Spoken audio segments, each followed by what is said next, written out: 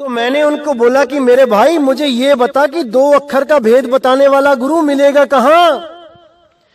तब उस भाई ने कहा, भाई पहले ज्ञान समझना पड़ेगा, ऐसे नहीं बताया जाएगा। तो मैंने कहा, भाई मुझे ज्ञान समझने की जरूरत नहीं है, मुझे पता है जो कबीर साहब के ग्रंथ हैं, अनुराग सागर है, ये सब मैंने पढ़े हुए हैं, एक एक चीज को मैं जानता हूं, समझता हूं, मुझे केवल ये बता दो कि वो गुरु कहां मिलेगा। तब उन्होंने मुझे नाम प्रकाश ग्रंथ दिया और उस ग्रंथ को केवल मैंने 4 भेद पढ़ के ही समझ लिया कि आखिर हमसे गलती कहां पे हो रही है, कहां पे हम समझ नहीं पा रहे हैं कि करना क्या है। मैंने तो उसके आगे भी ग्रंथ नहीं पढ़ा, वही 4 भेद पढ़ के उस ग्रंथ को बंद करके रख दिया। जो चीज चाहिए थी वो समझ में आ गई।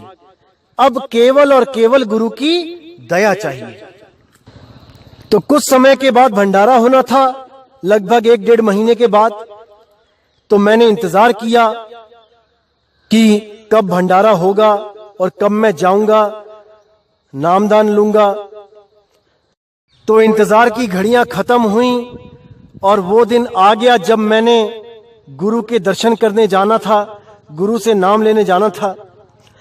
और मैंने मन में पक्का फैसला कर लिया था कि अब मैं लौट के नहीं आऊंगा, अब आश्रम पे ही रह के गुरु की सेवा करूंगा और अपना भजन करूंगा, नाम सिमरन करूंगा।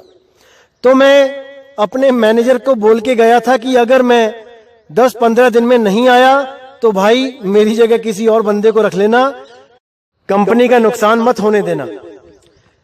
तो जब मैं सारा सामान लेके अपना गुरुजी के पास पहुंचा और वहां पे उनको देख के निहाल हो गया, बंदी छोड़ने दया भी कर दी, नामदान बख्शा, तो आप सोच भी नहीं सकते कि क्या हालत हुई उस वक्त।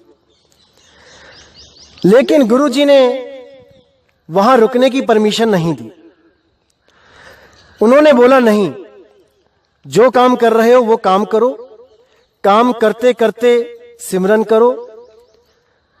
तो मैंने गुरुजी के वचन को काटना उचित नहीं समझा और मैं वापस नामदान की बख्शिश लेके मैं वापस अपने काम पे आ गया और मैंने फिर से अपने काम में मन लगा के अपना सिमरन और काम दोनों करना शुरू कर दिया। ध्यान करते करते करते करते जब पहली बार मुझे अनुभव हुआ उस अखंड शब्द का, तो क्या बताऊं मेरे भाई, मेरे दिल से आवाज आई कि अरे यही तो वो है जिसको सब पागलों की तरह ढूंढ रहे हैं। कोई जंगलों में भाग रहा है, कोई गुफाओं में छुप के बैठ रहा है, कोई कुएं में छलांग लगा देता है, उल्टा लटक जाता है। अरे इसी के लिए तो सब भटक रहे हैं। हे मेरे भगवान, ये चीज तो सबको मिलनी ही मिलनी चाहिए। जैसे प्यासा ही समझ सकता है कि किसी दूसरे प्यासे की क्या हालत हो रही होगी। एक वो इंसान कभी प्यासे की हालत नहीं समझ सकता जिसको कभी प्यास का अनुभव भी ना हुआ हो, जो कभी प्यासा ही ना रहा हो। उस दिन इतना रोना आया कि हे बंदी छोड़, इस चीज के लिए हम दर दर भटक रहे हैं। ये चीज तो सबको प्राप्त होनी ही होनी चाहिए, चाहे पैसा ना हो, इज्जत मान बढ़ाई ना हो, मकान दुकान ना हो, कुछ भी ना हो जीवन में, वो चलेगा, लेकिन ये होना ही होना चाहिए। इसके बिना सब कूड़ है, कूड़ा है। ये चीज होनी ही होनी चाहिए। उसी दिन मैंने गुरुजी को फोन करके हर बात बताई और उनसे सत्संग करने की परमिशन मांगी। तो गुरुजी ने तनिक भी देर ना करते हुए साफ बोल दिया कि जाओ खुला सत्संग करो, कहीं भी सत्संग करो, मेरा आशीर्वाद तुम्हारे साथ है। बस उसी दिन से मैं जॉब भी करता रहा और सत्संग भी करता रहा। मैंने जब तक जॉब करी तब तक जहां जहां भी जॉब करी उस पूरे जिले में और 100, 150, 200 किलोमीटर तक दूर दूर जाके लोगों को सत्संग दिया, परमात्मा के विषय में, शब्द गुरु के विषय में जगाया और काफी लोग जुड़े भी। उसके बाद मुझे लगा कि नौकरी करते हुए मैं ज्यादा दूर नहीं जा पाऊंगा, क्योंकि उस वक्त सोशल मीडिया भी इतना एक्टिव नहीं था, क्योंकि मैं उसमें इतना एक्टिव नहीं था। मुझे लगता था कि बाकी भी एक्टिव नहीं होंगे, क्योंकि मैं भी कभी फेसबुक और इन चीजों से जुड़ा नहीं था। तो मुझे लगता था कि जब तक मैं जाऊंगा नहीं, जब तक प्रचार होगा नहीं।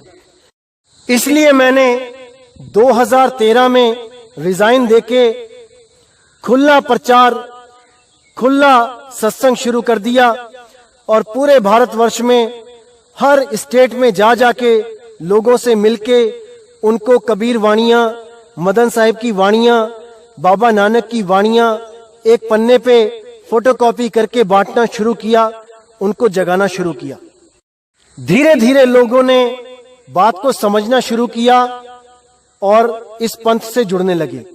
लेकिन उन लोगों को भी जोड़ने के लिए कम से कम 1-1 साल समझाना पड़ा। कईयों को तो 2-2 साल तक समझाया, तब उनकी समझ में आया और तब वो यहां आके नाम ले पाए। तो मुझे बड़ी हैरानी हुई कि इतने संतों ने प्रचार किया और 1-1, 2-2 साल में अगर ये लोग समझेंगे तो कितने साल तक हम प्रचार कर सकते हैं और कितने लोगों को जगा सकते हैं। हमेशा इसमें उधेड़ बुन में ही लगा रहता था मैं कि कैसे ये संदेश पहुंचेगा घर घर तक, कैसे मालिक की आवाज घर घर तक पहुंचेगी। बहुत परेशान रहता था मैं कि कैसे होगा ये प्रचार।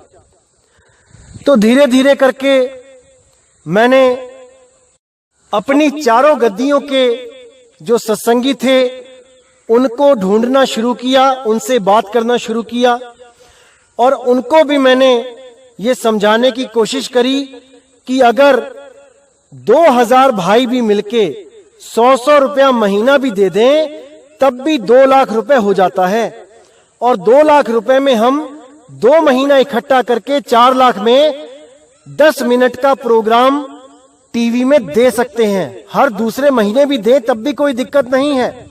1 महीना रुक के अगले महीने 10 मिनट के लिए अगर कोई सत्संग हमारा चले, इसमें भी कोई दिक्कत नहीं है। कम से कम घर घर में वो चैनल पहुंचेगा तो सही, वो सत्संग किसी के कान में पड़ेगा तो सही। और संस्कारी जीव को 10 मिनट भी नहीं, वो तो एक पल में सत्संग सुनते ही जाग जाता है कि ये मेरे कल्याण के लिए है कि नहीं। एक पल में समझ जाता है संस्कारी जीव, लेकिन उस तक बात पहुंचे तो सही। नहीं समझ में आ रहा था कि क्या किया जाए, क्योंकि उन भाइयों ने भी विशेष रुचि नहीं दिखाई 100-100 रुपए देने में भी। तो मैं बहुत परेशान रहा कि क्या किया जाए, कैसे किया जाए। फिर हार के मैंने ये सोचा कि अब मुझे ही कुछ करना पड़ेगा। तो मैंने कनाडा जाने का विचार बनाया कि मैं कनाडा जाता हूं और वहां जाके ट्रक ड्राइविंग करूंगा, क्योंकि वहां पर केवल ट्रक ड्राइविंग में ही अच्छे पैसे बन सकते हैं, बाकी नौकरियों के मुकाबले, बाकी किसी लेबर कैटेगरी के मुकाबले। क्योंकि मेरे काफी फ्रेंड्स जो कनाडा गए हैं उन्होंने बताया कि हम यहाँ पे काफी अच्छे पैसे कमा रहे हैं, हम 2.5 लाख रुपए बचा भी लेते हैं। तो मैंने सोचा कि ये सही रहेगा, किसी से मांगने की जरूरत भी नहीं पड़ेगी और अपनी मेहनत की कमाई से मैं प्रचार भी कर पाऊंगा। इसके चलते मैंने इमिग्रेशन ऑफिस में जा जाके पता किया कि फार्मेसी की डिमांड आई कि नहीं आई जॉब लिस्ट में कनाडा के। लेकिन मालिक को शायद यही मंजूर था कि 2-3 साल वेट करने पर भी फार्मेसी ओआईडी में नहीं आई। अगर फार्मेसी डिमांड में आ जाती तो बड़े आराम से मेरे पॉइंट्स पूरे होते और मुझे कनाडा की पीआर आराम से मिलती और मैं बड़े आराम से जाके वहां पे गुरु की सेवा में लग जाता।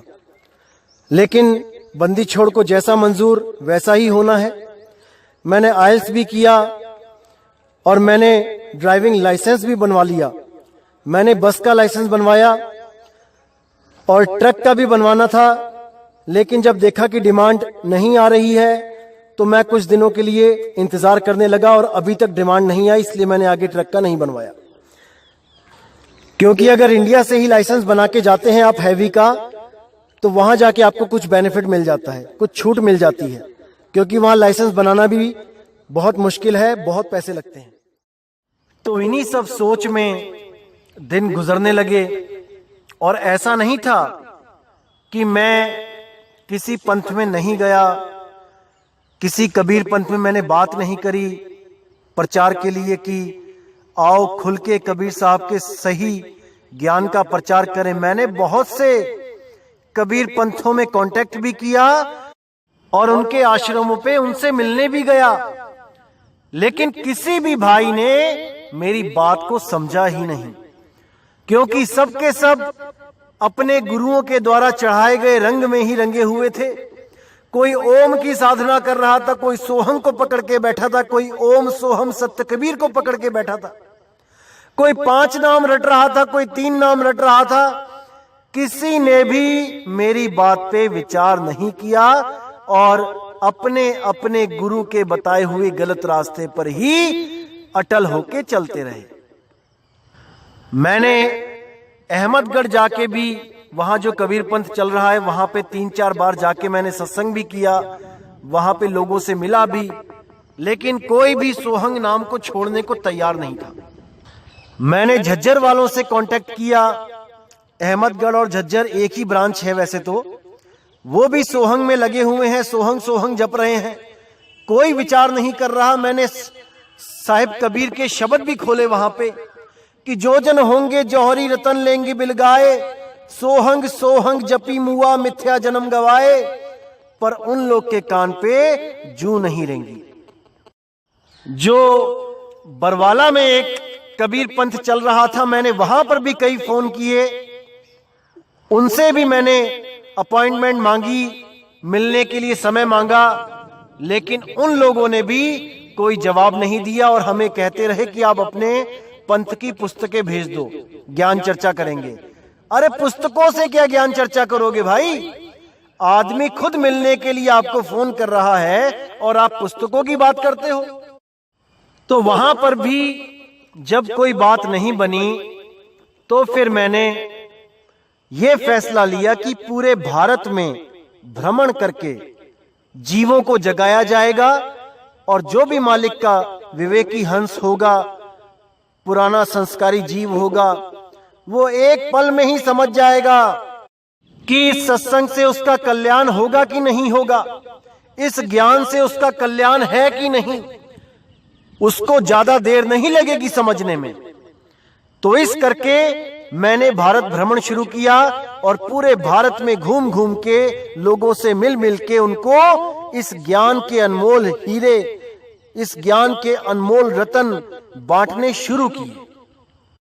लेकिन इतना कुछ करने के बाद भी संतुष्टि नहीं हो रही थी, क्योंकि एक आदमी कितने दिन घूमेगा, कितने लोगों से मिलेगा, कितने गांव, कितने शहर कवर करेगा। तो उसी लिए निराशा सी छाती रही कि कैसे प्रचार होगा। तो प्रचार के लिए साम दाम दंड भेद सब कुछ करके देख लिया, लेकिन बात नहीं बन रही थी। समझ ही नहीं आ रहा था कि कैसे घर घर ये ज्ञान पहुंचेगा, कैसे लोगों का कल्याण होगा, कुछ समझ नहीं आ रहा था। इसी बीच कुछ व्हाट्सएप ग्रुप में मुझे कुछ लोगों ने डाला और ज्ञान चर्चा वहां शुरू हो गई। और ज्ञान चर्चा जब शुरू हुई तो वहां पे कुछ नए लोग जो ज्ञान को समझने लगे थे, वो लोग काफी एक्टिव हुए हमारे आश्रम के बारे में जानने के लिए, हमारे मदन साहिब के पंथ को समझने के लिए, जिसमें से कलकत्ता में रहने वाली एक दीदी जिनका नाम वीना जी है, वो भी काफी अच्छी तरह ज्ञान को समझने लगी। जो पहले कई गुरुओं के पास जा चुकी थी, उनको ये ज्ञान बहुत अच्छी तरह समझ में आने लग गया। लेकिन समय के अभाव के कारण मैं ज्यादा बड़े सत्संग उनको नहीं दे पाता था। थोड़ा बहुत बोल के सेंड कर देता था, कभी फोन पे बात हो जाती थी। इस प्रकार वो इस ज्ञान को समझने लगे और उनके साथ और भी कई लोग थे जो इसको समझने लगे। तो कुछ दिनों के बाद, लगभग 2-3 महीने उनके साथ कोई कांटेक्ट नहीं रहा, और 3-4 महीने के बाद उनका मैसेज आया कि नितिन, तू इस सत्संग को सुन, ये जो भाई बोल रहा है ये बहुत ही अच्छा बोलता है और इसका ज्ञान सब गुरुओं के ज्ञान से सर्वश्रेष्ठ है, इसके आगे किसी गुरु का ज्ञान टिक नहीं पाएगा। मैंने कहा बहुत अच्छी बात है, अगर ऐसा कोई भारत में आ गया है बहुत अच्छी बात है, लेकिन ये है कौन, मुझे कुछ बताओ इसके बारे में। तो उन्होंने बोला कि देखो, ये कहता है कि इसका कोई गुरु नहीं है, इसको ज्ञान स्वयं से हुआ है, आत्मा ने इस पे कृपा करी है, ये आत्म कृपा हो गई है इसके ऊपर। मैंने बोला कि भाई, आज तक इस पूरी कायनात में ऐसा कोई नहीं हुआ जिसको बिना गुरु के ज्ञान हो जाए। ये आदमी जरूर झूठ बोल रहा है, या ये डरता है अपने गुरु का नाम लेने से, ये झिझकता है कि लोगों को पता ना चल जाए कि इसका गुरु कौन है, इसको ज्ञान कहां से मिला है। दीदी, आप बिल्कुल विश्वास मत करना, बिना गुरु के ज्ञान हो ही नहीं सकता।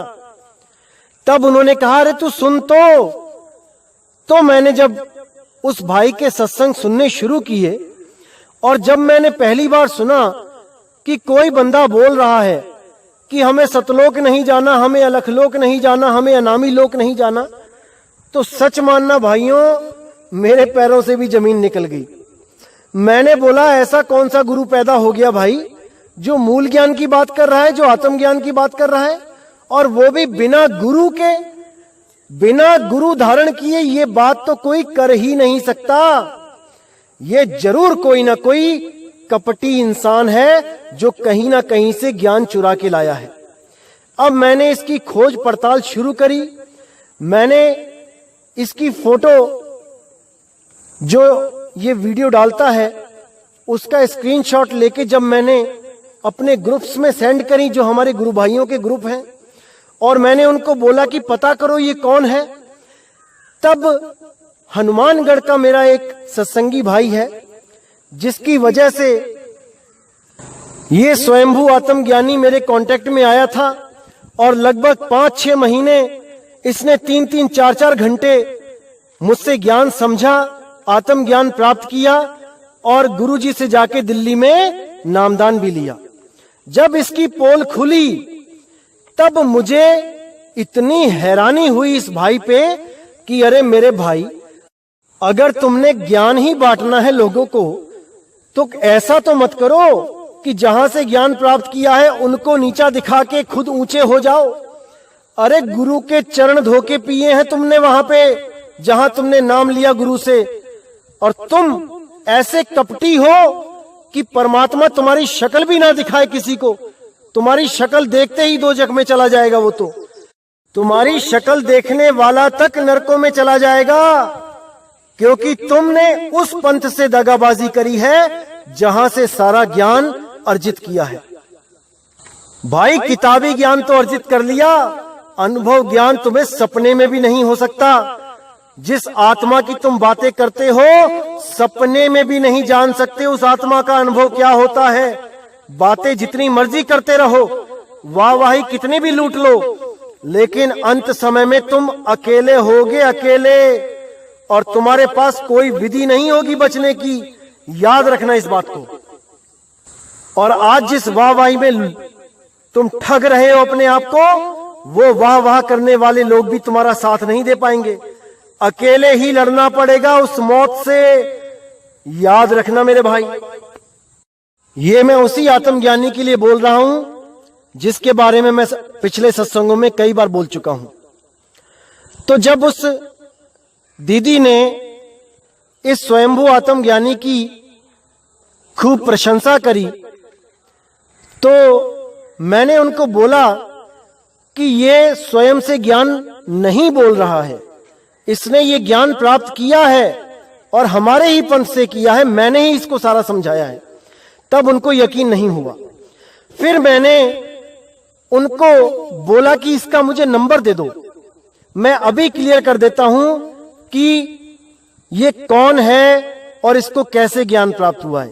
लेकिन उस दीदी ने मुझे नंबर नहीं दिया, क्योंकि इस भाई ने उनको इस बंधन में डाला था, कोई कसम दी थी कि मेरा नंबर किसी को मत देना, और जो मैं आपको मेल भेज रहा हूं, प्रथम नाम दे रहा हूं, उसको समझने के बाद डिलीट कर देना। देखो कितना डरता है, इतना डर है इसको कि मेरी साधना, जो प्रथम साधना है, वो लीक ना हो जाए, वो किसी को पता ना लग जाए। और साधना के नाम पे क्या है वो भी आपको मैं बताऊंगा आने वाले सत्संग में कि क्या देता है ये।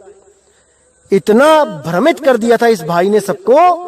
लेकिन शुक्र है बंदी छोड़ का, जो सब लोग अब जाग रहे हैं और जो लोग इससे नाम ले चुके हैं वो तक हमारे सत्संग सुन के अब वापस घर को लौट रहे हैं। नहीं तो इसने ऐसा भ्रमित कर दिया था सबको कि लहर अपदाना।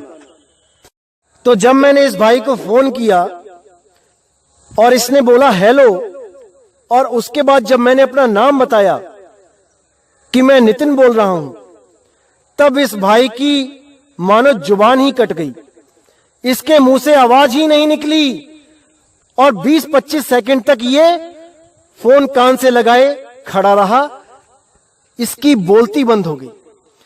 क्योंकि दोस्तों ये आपके सामने ज्ञानी बन सकता है। अगर कोई चोर किसी दुकान से कोई सामान चोरी करे तो वो गलियों में जाके तो बेच सकता है, लेकिन उसी दुकानदार के आगे जाके वो बेच नहीं सकता।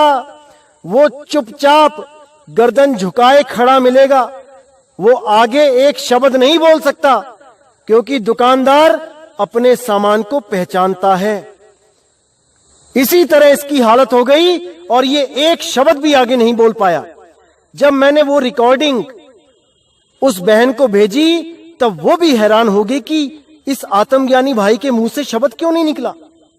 तब उसको यकीन आया कि ये झूठा इंसान है, ये झूठ बोल रहा है।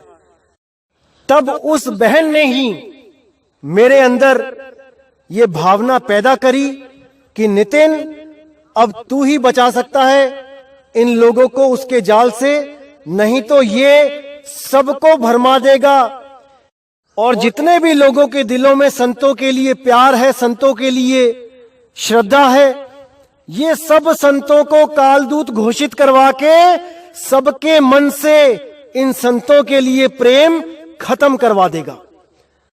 तब मैंने इसके सत्संग सुनने शुरू किए और इसके सत्संगों में जहां पे भी वीक पॉइंट था मैंने उसको सबके सामने रखा। तब जो लोग इसको सुनते थे वो भी आश्चर्य में पड़ गए कि अब ये नया भाई कौन आ गया, क्योंकि वो मदन पंथ को तो जानते ही नहीं थे। क्योंकि मदन पंथ तो वो गुप्त पंथ था जो कबीर साहब ने प्रकट करना था 12वें पंथ के नाश के बाद। मूल ज्ञान तब लग छुपाई, जब लग 12 पंथ ना मिट जाई। तो वो तो प्रकट तभी होना था जब 12वें पंथ का नाश होना था। इसलिए बंदी छोड़ ने ये समय चुना जब इस भाई का भी अज्ञान का सफाया करना था और 12वें पंथ का भी सफाया होना था। यही वक्त उन्होंने चुना। और जब मैंने इसके सत्संग सुनने शुरू किए और इसने एक सत्संग में कबीर साहब को भी कालदूत घोषित कर दिया, तब यकीन मानना दोस्तों, मैं अपने दिल का हाल नहीं बता सकता आपको। और उस बंदी छोड़ को पता है कि नितिन अपने लिए कितनी भी गालियां सुन सकता है बिना हाय करे, लेकिन अपने गुरु वैराग साहिब और अपने मालिक कबीर साहब के खिलाफ एक शब्द नहीं सुन सकता। और जिस दिन मैंने इसका सत्संग सुना जिसमें इसने कबीर साहब को काल का दूत घोषित कर दिया, उसी दिन मैंने YouTube चैनल बना दिया और वो दिन 13 अक्टूबर था। मुझे नहीं पता था कि क्या तारीख है, क्या सन है, कुछ नहीं पता था। बस उसी दिन निश्चय कर लिया कि इसके अज्ञान की जड़ें हिला के रख देनी है। और मुझे नहीं पता था कि 12वें पंथ का भी सफाया 11 तारीख को हो चुका है। मैंने ध्यान भी नहीं दिया था, क्योंकि मुझे उन संतों से कोई लेना देना ही नहीं था जो जेलों में जा चुके हैं। मुझे कोई फर्क नहीं पड़ना था कि उनको सजा हुई है कि रिहाई हुई है। मुझे तो बस ये समझ में आ रहा था कि इस काल दूत को सही सबक सिखाना है, जो परमात्मा मालिक बंदी छोड़ कबीर साहब को काल दूत बोल रहा है। बस उसी दिन से मैंने संतों की वाणियों के सही अर्थ रख के, उनकी वाणियों पे गहन विचार आपके सामने रख के सत्संग शुरू किए। और मालिक की ऐसी दया हुई कि वो बहन भी हर चीज समझ गई, जिसकी वजह से ये YouTube चैनल बना है।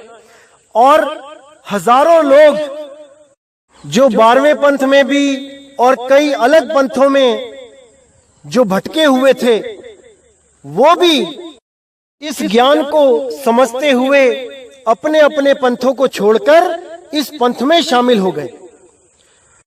और जिन लोगों का कोई लेना देना ही नहीं था संतों से या कबीर साहब से, जो केवल मूर्ति पूजा कर रहे थे, जो केवल नदियों में स्नान कर रहे थे, जो केवल पत्थरों को पूज रहे थे, वो भी इस ज्ञान को समझकर इसमें जुड़ने के लिए ललायत हो गए। ये सब बंदी छोड़ की दया है, परमात्मा की दया है।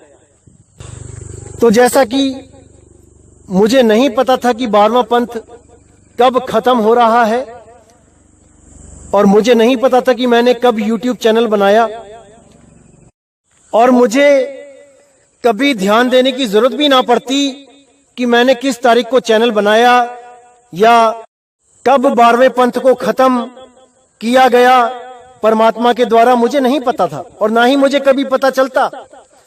लेकिन खुशी की बात यह है कि स्वयं 12वें पंथ के ही काल दूतों ने मुझे फोन किया और मुझे कंपेल किया ये बताने के लिए कि मैंने कब चैनल बनाया और कब 12वां पंथ खत्म हुआ।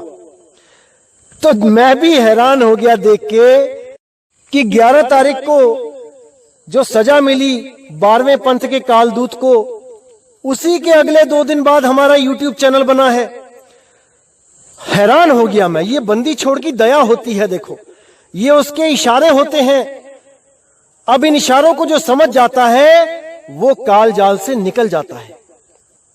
इसी प्रकार उन्हीं के द्वारा बताने पे ये वाणी भी सिद्ध हो गई कि मूल ज्ञान तब लग छुपाई, जब लग द्वादश पंथ ना मिट जाई।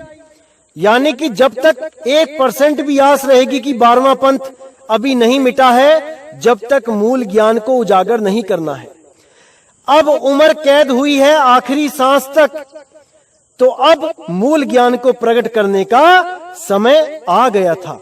इसलिए मालिक की दया से उस पंथ के खत्म होने के साथ ही इस पंथ का उजागर हो गया। ऐसा नहीं है कि यह पंथ चल नहीं रहा था, यह चल रहा था, लेकिन गुप्त तरीके से। प्रकट नहीं था ये कहीं भी। अब ये सारी दुनिया के आगे प्रकट हो गया है। जैसे सूरज सुबह को ही उगता है, ये आपका भ्रम है। सूरज होता ही है लेकिन छिपा होता है। सुबह को तो सूरज प्रकट हो जाता है सबके सामने। इसका मतलब ये नहीं कि सूरज सुबह को ही पैदा हुआ है। कई लोगों को भ्रम है कि मदन साहिब का पंथ अब चला है कि पहले से चल रहा है, 13वां पंथ अब शुरू हुआ कि पहले से हुआ है। अरे भाई, वो शुरू पहले से ही है, लेकिन सारी दुनिया के आगे प्रकट अब हुआ है, 12वें पंथ खत्म होने के बाद। इसी प्रकार दोस्तों, कई वाणियां ऐसी होती हैं जो बहुत गुप्त होती हैं, जिसमें बहुत भेद होता है। जल्दी नहीं समझ सकता उन वाणियों को कोई भी। इसी तरह एक वाणी और है जो रहस्य बनी हुई थी आज तक, उसको भी क्लियर कर देते हैं। वाणी है 5505 जब कलयुग बीत जाए, महापुरुष फरमान तब जग तारण को आए। अब इस वाणी पे विचार करना है मेरे भाई कि महापुरुष फरमान तब, यानी महापुरुष की तरफ से एक फरमान आएगा, ना कि वो महापुरुष स्वयं इस दुनिया में आ जाएगा।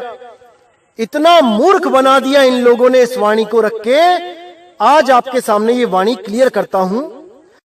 5505 जब कलयुग बीत जाए, महापुरुष फरमान तब जग तारण को आए, यानी उस महापुरुष के द्वारा फरमान दिया जाएगा कि वो जग तारने को आएगा।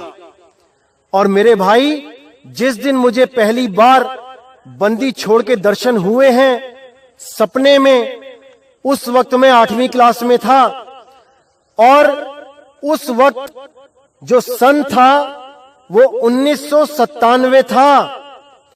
आप जब पूरा हिसाब लगा के देखेंगे कि कलयुग के 5505 साल कब पूरे होते हैं, तब आपको समझ में आ जाएगा कि 1997 को ही ये 5505 पूरे हो रहे हैं। लेकिन आपको भ्रमित करने के लिए 12वें पंथ के कालदूत के द्वारा यह प्रचार किया गया, ये फैलाया गया कि मुझे कबीर साहब मिले 1997 में। अरे भाई, अगर तुम्हें कबीर साहब मिले 1997 में तो तुम कबीर कैसे हो गए? अगर मुझे कोई बंदा मिला तो वो बंदा मैं कैसे हो गया? आज इन 12 पंथ के कालदूतों से या उनके चेलों से कोई पूछे कि 1997 में जब कबीर साहब उस कालदूत को मिले तो वो कालदूत कबीर कैसे हो गया, तो ये लोग क्या जवाब देते हैं कि कबीर की आत्मा उस कालदूत में आ गई और उस कालदूत की आत्मा सतलोक को चली गई। हैरानी होती है मुझे जब ये लोग कबीर साहब को भी प्रेत की तरह किसी 5 तत्व के शरीर में घुसाने से भी नहीं झिझकते। जब गीता ज्ञान दाता की बात करते हैं तो कहते हैं कि गीता ज्ञान दाता यानी ब्रह्म काल उस कृष्ण जी के शरीर में घुस गया प्रेत की तरह। अरे तुमने भी कहां छोड़ा है कबीर साहब को? तुमने भी तो प्रेत बना दिया कबीर साहब को, जो तुम्हारे गुरु के अंदर घुसा हुआ है अभी भी। शर्म आनी चाहिए तुम लोगों को। क्या साहिब के पास इतनी भी शक्ति नहीं कि वो एक शरीर बना ले तुम्हारे गुरु के जैसा, जो 5 तत्व का ना हो? शर्म आनी चाहिए। अरे 4 दाग से सतगुरु न्यारा, अजरो अमर शरीर, कोई गाडे कोई अग्नि जरावे, ढूंढ ना पायो शरीर, जपोरे मन केवल नाम कबीर, केवल नाम कबीर। साहिब बंदगी। तो ऐसे भरमाने वाले मेरे भाइयों बहुत मिलेंगे, आपने बिल्कुल नहीं भरमना है। मैं इस चीज को इतना इंपॉर्टेंट नहीं समझता हूं कि 1997 में जो मुझे दर्शन हुए हैं मालिक के, वो ही सत्य है। मैं इससे भी नहीं मानता कि इससे किसी का कल्याण होगा। मैं मानता हूं कि सार नाम से कल्याण होगा। जो मूल ज्ञान आपको समझाया जा रहा है, आप केवल उस पे फोकस रखें, बाकी जितनी वाणियां हैं उसको साइड में रख दें। कोई वाणी आपको मुक्त नहीं कर सकती, केवल और केवल सार नाम ही आपको मुक्त कर सकता है। सार शब्द का ज्ञान आपको मुक्त कर सकता है। इसलिए मेरे भाई, वाणियों में ना उलझते हुए केवल सार नाम पे ध्यान दो। साहिब ने बोल ही रखा है, जब बीतेंगे 5505 तब मेरा वचन ये होगा साचा, और ये वचन साचा हो चुका है। केवल आपको सार नाम बताने के लिए ये वाणियां बोली गई हैं कि सही समय आने दो मेरे बच्चों। हर घर में ये प्रचार होगा, हर बच्चे को उसके पिता की आवाज सुनेगी और वो हमेशा के लिए इस काल के लोक को, इस मृत्यु लोक को छोड़ के अपने निज स्वरूप को, अपने निज नाम को प्राप्त करने के लिए ललायित हो जाएंगे, दौड़ पड़ेंगे अपने परमात्मा को मिलने के लिए। इंतजार करो मेरे भाइयों, सब कुछ मिलेगा, सही समय आने पर ही मिलेगा। तो मेरे भाई, इसी के साथ आज का सत्संग मैं समाप्त करता हूं और उम्मीद करता हूं कि हर भ्रम से आप बाहर निकलें और हर चीज को बिल्कुल सही दृष्टि से देखें, कहीं भी भ्रमित होने की जरूरत नहीं है मेरे भाई, नहीं है। साहिब बंदगी सतनाम। जय गुरु बंदी छोड़ वैराग साहिब, जय गुरु बंदी छोड़ साधु शरण साहिब, जय गुरु बंदी छोड़ बाबा मदन साहिब, जय जय गुरु बंदी छोड़ सतगुरु सत्य कबीर साहिब की सदा ही जय हो, सदा ही जय हो मेरे मालिक की। साहिब बंदगी सतनाम।